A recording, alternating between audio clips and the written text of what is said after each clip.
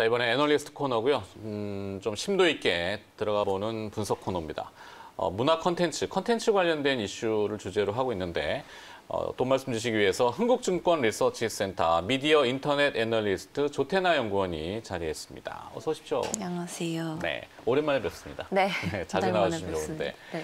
자, 오늘은 아무래도 쿠팡 관련된 이슈가 가장 시장에 큰 화두인 것 같고 쇼박스라는 기업이 약간 뜬금없이 주가가 강하길래 봤더니 이제 OTT를 제공한다 쿠팡에 이런 이야기들이 나와요. 이게 어떤 개념인지 조금만 좀 설명을 좀 해주시면 좋을 것 같은데. 사실 미국에서는 아마존이 OTT 서비스랑 배송 서비스 중심으로 해서 패키징으로 지금 멤버십을 제공을 하고 있고요. 네. 한국 같은 경우에도 지금 이제 커머스랑 OTT가 결합된 부분을 이제 나가려고 하는데 사실 미국 같은 경우는 아마존 1위 사업자랑 유통 2위 사업자가 차이가 많이 나기 때문에 이렇게 공격적으로 OTT를 커머스 기업이 할 필요가 없는데 한국 같은 경우에는 네이버가 뭐 거래액이 작년 기준 17조 그리고 뭐 이베이나 그 2위 쿠팡이 16조 뭐 이런 수준이어서 비슷한 수준이어서 이제 OTT를 좀 같이 진행해 보려고 한다. 그래서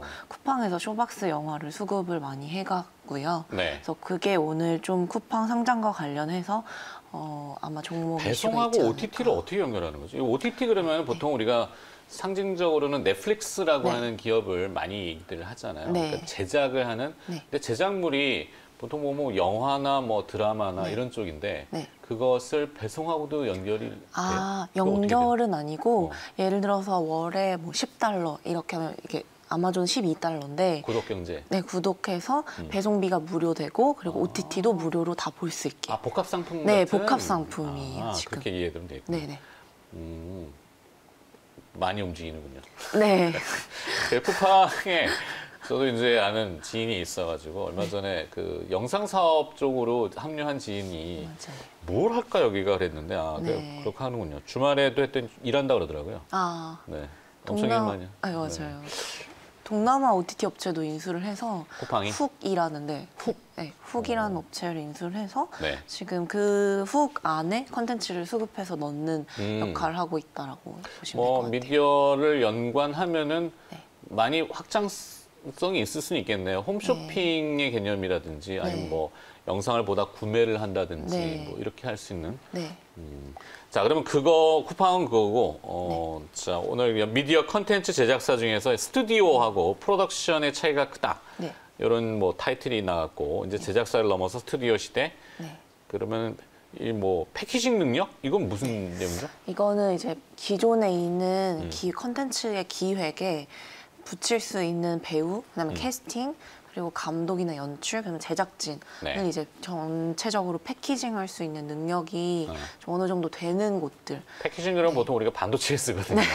반도체 후공정의 패키징 이렇게 얘기하고 완료하는 뭐 그러면은 마지막 작업 같은. 제품을 이제 뭐 배송하기 전에 박싱한다 그러잖아요. 포장하는 뭐 이런 걸로 봐야 될지 조금 패키징의 개념이 헛갈리긴 하는데.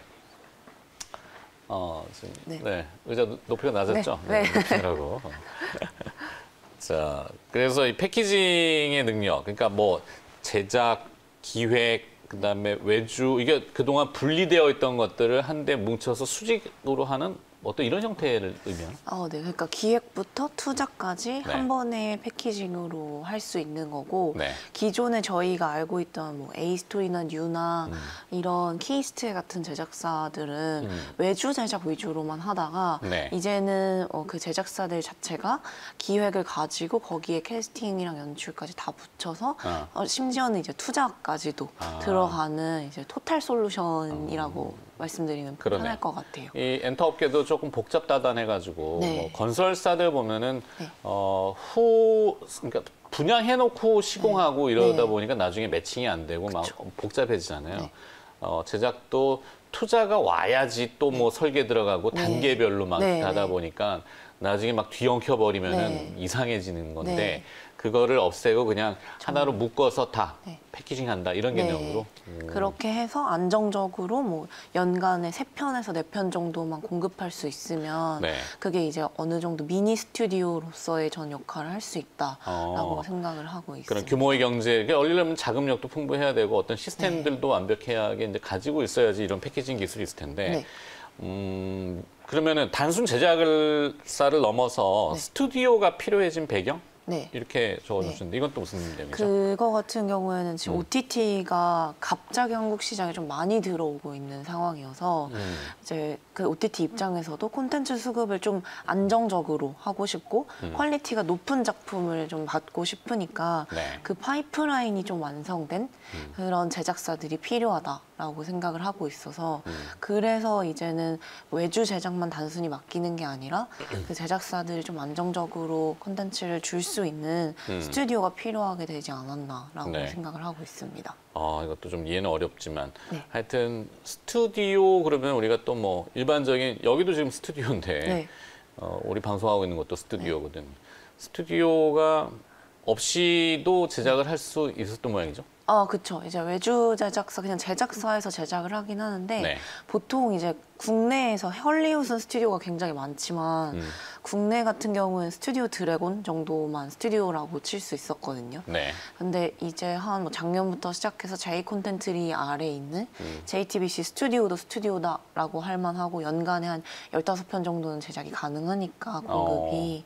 근데 이제 그 밑에 단에 있던 외주 제작이던 서드 티어였었던 기업들도 이제는 좀 안정적 공급 계약을 할 수 있는 상황이 돼서 그 기업들도 좀 이제 주목할 만한 시기가 되지 않았나 싶습니다. 그러니까 지금 화면에 나오고 있는데 우주 배경 영화 및 드라마 이런 것들은 보통 특수한 스튜디오가 필요하잖아요. 네. 큰 공간에 이제 뭐 네네. 뒷 크로마 네네. 같이 돼 있고 뭐 네. 특수 효과를 입혀야 되고 네. 뭐 이렇기 때문에 네. 그래서 저런 스튜디오라는 개념을 그 제가 말씀드린 스튜디오는 약간 네. 물리적 의미의 스튜디오, 이런 스튜디오보다는 네.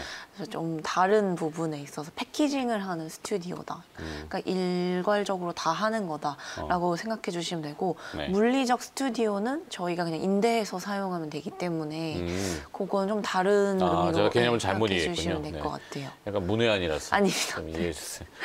여기 스튜디오밖에 잘 몰라요, 제가. 그러면 종목별로 좀 살펴볼 필요가 있는데 우리 네. 최대 기대작 중에 하나가 이제 지리산 네. 지리산? 네, TVN에서 방영하는 네. 네. 이게 에이스토리라는 회사가 네. 제작사인가요? 네. 그래서 지금 김은희 작가님, 네. 전지현 배우 주연으로 네, 하는 드라마고요. 사실은 여기서 기대되는 이익이 판매이익으로만 한 150억에서 200억 정도로 제가 추정을 하고 있는 상황인데 네. 사실은 지금 그 지리산 이익으로만 해도 올해에 지금 주가가 시총이 4천억이기 때문에 PER 20배 정도 되는 수준이다라고 보시면 될 것 같습니다. 약간 선반영된, 기반영된 주가가 그런 의미는 좀 없잖아요. 더 이제 주가에 네. 반영할 수 있는 위에 네. 뭐 상승 여력이 좀 있을까요? 있죠. 저희가 지금은 지리산 한 편으로 되어 있는데 텐트폴이 한 편 정도 더 들어간다라고 하면 텐트폴이 뭐예요? 텐트폴은 이제 좀 일반적으로 제작비가 300억, 200억에서 300억 넘는 네. 드라마라고 생각하시면 돼요. 약간 네. 대작. 네. 드라마에 300억 들어가면은 대작. 네. 그죠?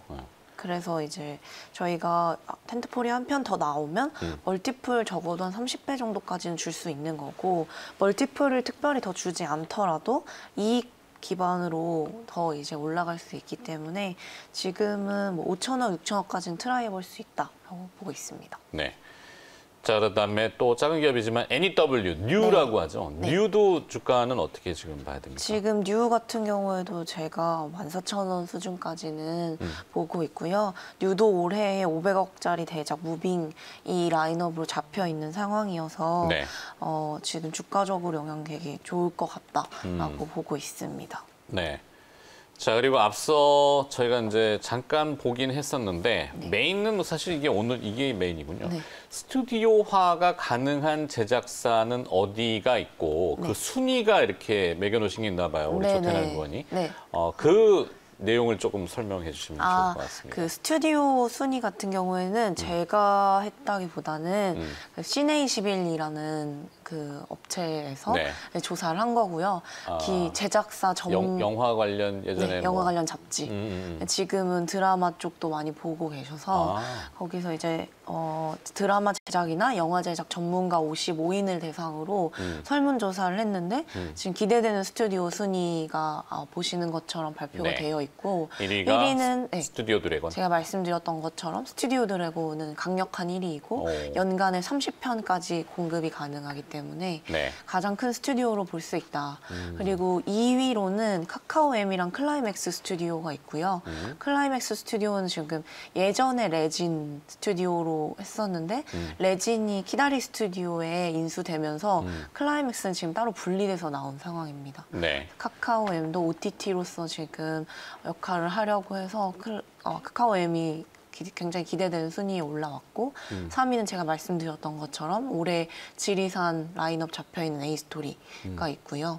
클라이맥스 스튜디오는 상장 기업이 네, 비상장 기업입니다. 비상장. 네. 여기서 상장 기업은 그러면 스튜디오 드래곤, A스토리, 네. 카카오엠도 아니네. 카카오엠은 아직 상장은 안 안 되어 있는. A스토리, 그다음에 5위에 JTBC 스튜디오가 J 콘텐츠리가 지분 51% 가지고 있는 스튜디오. J 컨텐츠리. 네.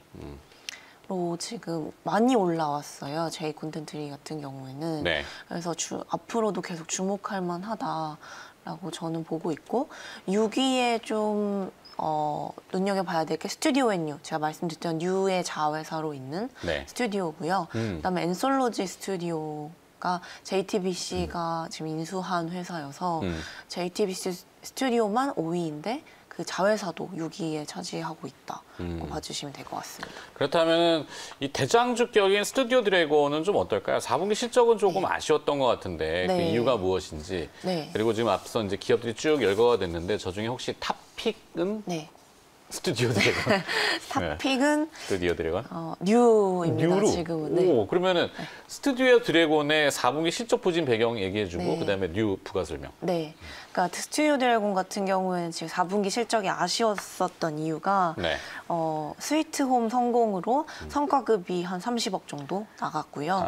그리고 아무래도 좀 VFX, CG가 많이 들어가는 그런 작품이었다 보니까 후반 제작비가 상당히 많이 들어갔습니다. 덱스터가 다 먹어갔겠네요. 네.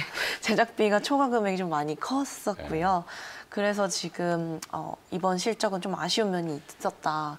그래서 지금 올해 원래 추정이익이 연간 690억 정도 추정하고 있었는데 이번 4분기 실적 반영한 추정 금액은 610억으로 제가 하향 조정이 됐고 그래도 여전히 뭐 한한령 해제라던가 아니면 대작에 대한 이슈는 남아있는 상황이어서 저는 실적 올라오는 그림만 보이면은 다시 이제 투자 의견은 조정할 생각이 있다라고 보고 있습니다. 뉴는 왜 그러면은 탑으로 보세요? 뉴 같은 경우에는 사실은 지금까지 스튜디오로 좀 주목을 받지 못했던 기업이고요. 그리고 영화 때문에 적자가 좀 심했던 기업인데 올해부터는 지금 작년 4분기에 넷플릭스 판매 시작해서 쿠팡에도 영화를 판매했고 그래서 저희가 기존에 적자를 볼 수 있었던 영화 사업이 안전마진 사업으로 좀 돌아섰다라고 저는 생각을 하고 있습니다. 거기에 이제 드라마 라인업도 올해 확정된 게 3편.